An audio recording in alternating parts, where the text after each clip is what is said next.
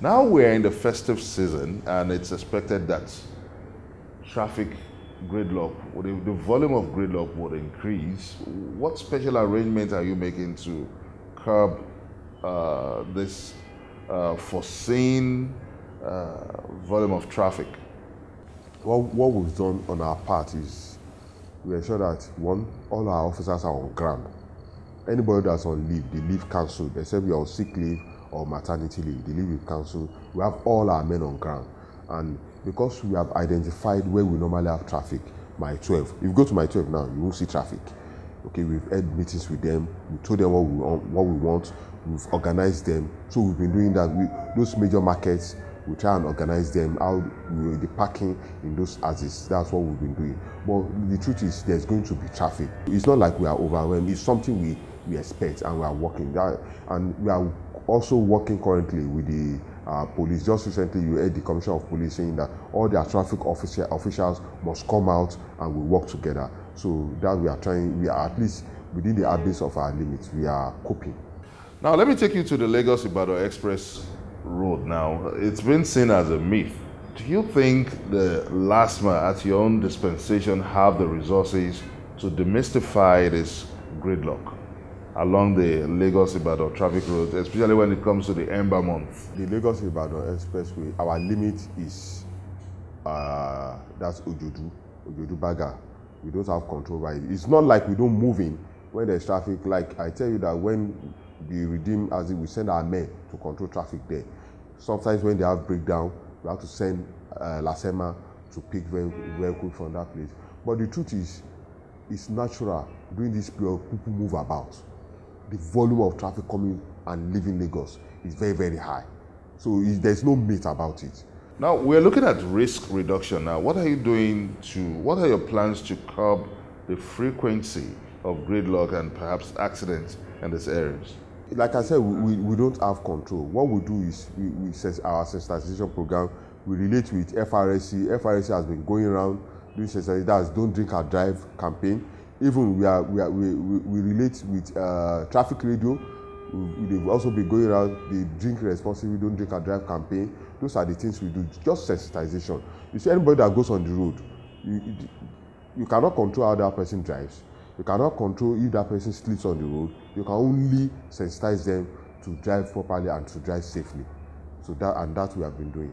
I believe the public would not forgive me if we don't talk about the Apapa Mile 2 axis, which is faced with illegal parking of tankers and articulated vehicles. What are you doing to fix this? You see, that Apapa axis, I tell you, is an aberration. It's a national disgrace. And I wonder why something national, something drastic, something draconian is not being done. There are two problems there. So let me explain so that people understand this. Apart from, we have the force of tankers that want to take fuel, okay? Because of these people bunkering, bunkering around the pipeline. So vehicles all over have to come to Lagos to pick fuel. So it's a challenge. Like the issue we had at is it Ojodu as is on the expressway. There's a toll gate. Before we get to toll gate, the vehicle was there for 14 hours and it locked down that axis. That vehicle was going to Shaki, came to Lagos to take fuel. That's one issue. Now the other issue, those articulated vehicles. If you count 500 of them, I tell you close to 400 are going there to just discharge empty containers. Empty. It's an aberration. I'm telling you, 400 out of 100 to discharge empty container. And you know the problem? There's no holding bay for the containers. Under the law, the shipping lines are supposed to have holding bays. So those containers are not supposed to come to the port. They go to the holding bays. We've had meetings and we agreed that they should start using their holding bays.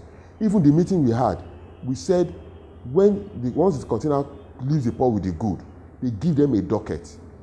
They don't come to the port. They go to the holding bay to discharge the empty container. They've not obeyed it. A lot of people believe that LASTMA has failed Lagosians because you've been given a November 24 deadline and that you've not been able to meet this deadline. Why is this so? You see, we have a choice. Okay? Failure is relative. We have a choice. We don't allow those tankers to go in. Then we shut down the economy of the whole Southwest, not Lagos.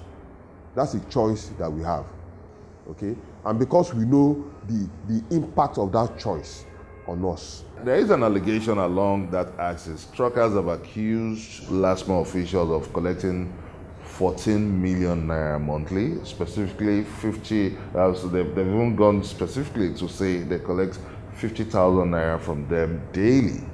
So what are you doing to address and explain these allegations coming from the truckers? It's easy to accuse people. Who do they pay to? I'm the GM of LASTMA. I'm not aware anybody is. You have let's you see when accusation is being made. I heard the accusation, I laughed, and I didn't even bother to respond to it because I know it does not exist. I am the GM of LASTMA. I don't know this happens, and none of them has come to complain that they are giving people money or our boys money. So anybody can make accusation. I'm not aware of it. I know for a fact that people make money from chaos. It's natural. People make money from chaos, and sometimes people create chaos to make money. Yes, I'm not saying that cannot happen, but what is happening at the port is not the fault of LASTMA. It is the port operation and the inability of some people to do what they are supposed to be doing. Only recently, 5 of LASTMA officials were alleged to have taken some extortion of 8,000 naira along the marina and some other areas. I'm sure this must have been brought to your notice. What are you doing about this defaulting LASTMA officials? The one that I arrested them personally. Okay, we arrest them when they commit those offenses. I will deal with them. I'm not saying we don't have bad eggs in LASTMA. We have them, and we are getting rid of them. Okay, they've been there before I got here, and we only have to identify them.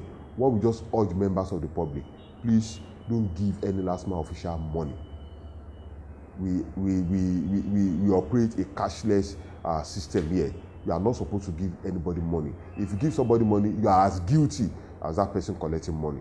Perhaps why it's difficult to find evidence against the LASTMA officials, because it's been reported that the LASTMA officials have men in mufti who broker the deal between LASTMA and the motorists in taking some kickbacks. It's still the same thing. Don't give anybody money. If I committed an offense, if you say I've committed an offense, take me to your station now. I will pay. I won't give anybody money. That is me. So if everybody has that resolve, let me tell you the trick they do, so everybody will know. They tell you that your offense is 50,000. Okay, give me 10,000, so I won't take you to the station. And people, naturally Nigerians, they say 50,000, 10,000. Okay, let me give you 10,000. You have not parted with the money. You now start complaining. Why? Okay, why don't you start? Okay, I've had people. Let me tell you, we've had instances that LASTMA actually collected money from people, and they've been forced to return the money, and we are dealing with them according to the dictates of the civil service rule. We've had experience that people even give the money and they report, and when they report, we pick the officer up, and you must first of all go and refund that money first before we deal with you. Before we wind down this conversation now, one very important issue, and that's the protection of the LASTMA officials. From time to time, we've had reports of lynching, mobbing, and attacks, incessant attacks against LASTMA officials. What are you doing to stop this ugly trend? That happens on a daily basis. Believe me, on a daily basis, that people attack LASTMA officers. But I don't take it lightly. We pick you up, we make sure you go to jail. So as much as possible, we have been relating with military formations to assist us. If you go to Ile-Zik now, the Air Force base there has given us a whole patrol vehicle to assist us as coverage for our men, as much as possible. And that's the challenge we have in controlling traffic, in apprehending offenders, because we always need backing. Our men don't carry gun, so we always have that challenge. So it's something we are managing, and so far, so good. The General Manager, Lagos State Traffic Management Authority, Mr. Olawale Musa, thank you so much for making our time to be part of this episode of Question Time. Thank you very much indeed. And that's it on this episode of Question Time from Channels Television. What's your take on the performance of LASTMA in controlling traffic in Lagos State? Send us a comment on our social media platforms. Join us next week for another fresh episode of the show. Many thanks for watching. I'm Benga Ashuru. Bye for now.